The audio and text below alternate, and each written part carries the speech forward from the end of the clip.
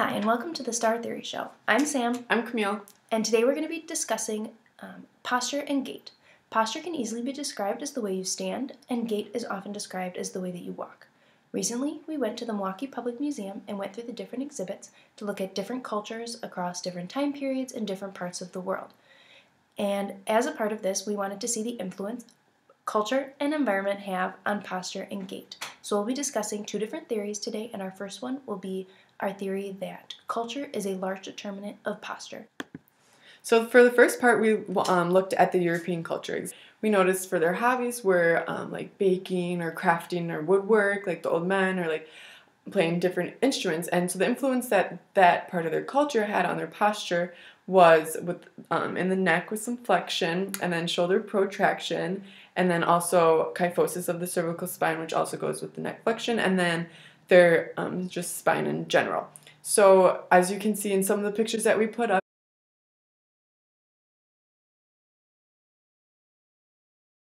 you could see the woman taking the bread out of the oven. You could see that in her neck. You can see in the man with the woodwork, he is rolled over in his shoulders. But then you can also see in the men that were standing straight up doing different things that their back is completely straight still. And we believe that they are taught and emphasized growing up and just all throughout their culture that keeping a straight back shows that they have power or that they have confidence. And so through all of these different mechanisms of their posture, they are showing their culture, and their culture is making their posture. Mm-hmm. So sometime, or after looking at this, we were able to kind of think back on our own culture here in America and think about the differences. And what we actually realized was that it is kind of similar with having the shoulders rolled and that kyphosis, but for different reasons. We tend to sit hunched over looking at our phones or typing on the computer a lot, and that will give some of the same effects. It's just not for the good of the woodwork or the baking or whatever, so... I would also maybe add that we're kind of a lazy species as well. Yeah. Mm-hmm. Yep. So that affects, or that's our culture, but like how can that relate to us as PTs, do you think? So I think as PTs, like we're definitely going to be, I feel like back pain is such a huge component, and we're always going to be dealing with people who have problems that stem from simple things that they do. So the way that you stand can then go and affect the way that you walk and all these different things. And it's definitely kind of shows us that it's important when you're doing interviewing about your patients. You want to find out what they do on a regular basis and kind of how they live their lives so that we can figure out how to better treat the whole person rather than just one injury. Yeah. And our second theory is how environment will affect everyone's gait. So throughout the world, there are so many different environments that people have to walk through. So what we really saw was that the terrain that the people lived in was the main impact on their gait. So some of the terrains that we saw that had a huge difference on their gait was if it was super rocky, which exhibits had, and then also the different types of like mud and like grassy fields and like a combination of all of them together.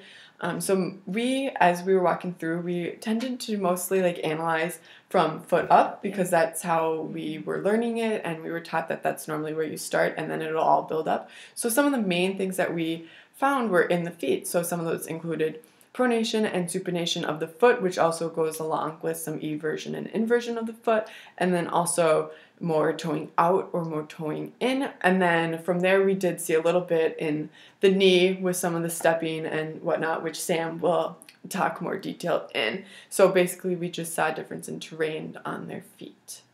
Yeah, so the exhibit that we looked at different Native American cultures and different tribes. Some of them were from different parts, but the majority of them that we looked at, none of them wore shoes. So you could really see how their feet were changed by the terrain. And the biggest thing we noticed was was this really rocky terrain or a lot of dirt, and you saw with the rocks that their feet would invert or evert depending on where the rock was because they had to try and keep balance. And then another big part of that was the incline of the terrain. So a lot of places there was a lot of hills and climbing up mountains. So you saw that their feet would toe out as they would try and get up more. So when they were standing normally, you saw that toe out. Or there was a lot of increased dorsiflexion you saw because that's going to allow the foot to better scale those hills and such. And kind of like compared to our culture, we don't see as much of that because we do have a lot of pavement and you're walking on the flat ground. But something to think about with our environment is the minute you take someone out of the pavement and put them in the grass, for example, or if you say go do a trail run, you're going to start to see a lot more deviations in gait, which essentially can lead to some problems. I mean, Camille, you run. Do you think that this could be like a reason we have such problems with runners in PT? Yeah, I've definitely personally even experienced this and having to go to PT for this, running on pavement. And then in high school, we did a lot of our cross country races were on non-paved paths. And I actually ended up having to go into PT because of this. Your feet have to really adjust and you get muscle tightness and soreness and strains in areas that you never even would have thought of. So I definitely think that this does relate to our culture and our future as PTs. Okay.